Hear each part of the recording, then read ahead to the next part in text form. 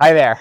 I'm Ben Jesus Christ Christie, aka the BFG, aka the Jolly Green Giant. I'm a health practicum student of the class of 2023, but I'm graduating 2024. If you're watching this, it means you're a future health practicum student. Now, let's face it, they're just letting anybody in, but I mean, that's fine, that's cool, that's whatever. Let me give you some advice so you don't ruin my brand. First, be mindful of your appearance. If you're at a place like Seton, don't be wearing 5-inch nails. I'm guilty of it myself, but you have to know that beauty can also be on the inside, and professionalism comes first. 2, know that while expectations are great, it's important to have a sense of realism, and that when going to a site, know it's a place of business. Some might give you a lot of attention, and that's great, but others might stick you in a corner for an hour, and that's okay, because it's a place of realism and professionalism, and you need to know that expectations come high and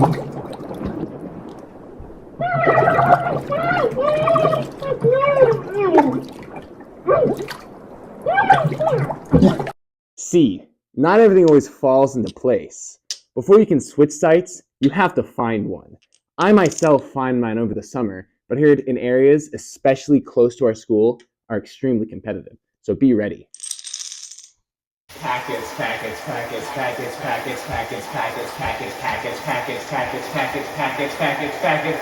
IV. A big recommendation I give to health practicum students is stay away from blood relative sites. It may seem like a good idea because you can get an easy site without any rejection, but there's some huge disadvantages. When I was at my dad's office, he didn't have the same discretion he would have had for non-blood related workers. And when I was in the back as a receptionist, I would work easily past noon when I was supposed to be there because he needed me to keep on staying. And there's also the downside of not being able to trying to switch sites because I didn't want to offend him. And I couldn't take that risk. I can't afford another 17-year milk run.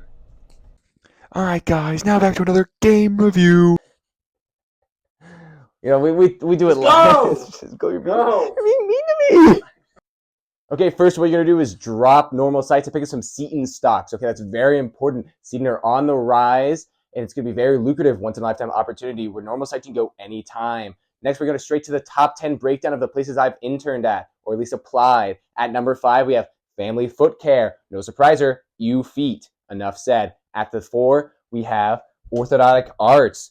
I didn't want to hang out with any train track teeth anyway, so I'm glad they didn't say yes. At number 3, Panera Bread. No shocker there. They got my order wrong 3 times. At number 2, Christie Physical Therapy. Now, I know I was hired based off of nepotism, but I still had to do child labor. And at the 1, 10 out of 10 times, if it's game on the line, I need a 3 to win it, I'm putting Dr. Sherwood, Pediatric Dentistry, at the 1.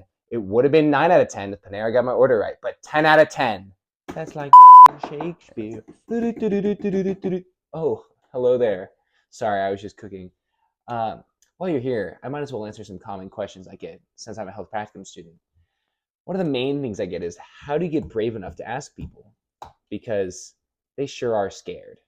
Now, I'm 6'6", so a hulking giant, and nothing scares me except social interaction. The main tactic I employed was go to their business for 3 years before I actually even applied. It was the long con. It was the investment that mattered. I would go there, get things like my teeth brushed. I know that sounds crazy. And then when the time came, I already had an in.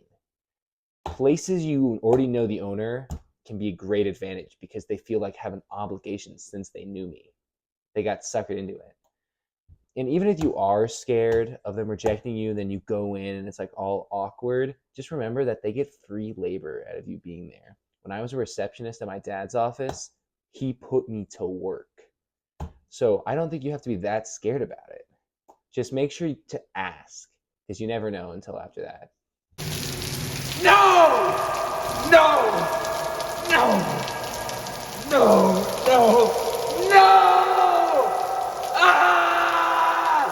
In conclusion, your time in health practicum is going to be full of ups and downs, highs and lows, and a variety of experiences. It's up to you to take the advantage all of these opportunities give you. Before I stepped into college, I was so sure I knew what I wanted to do. But after taking this class, I have no idea. There's so many options I've explored in so many different ways I could see my life going, which was not advertised. I was told this was going to help me figure things out. It did not. Nevertheless, this is a great class. You're going to have a great time, and I wish you luck in the future.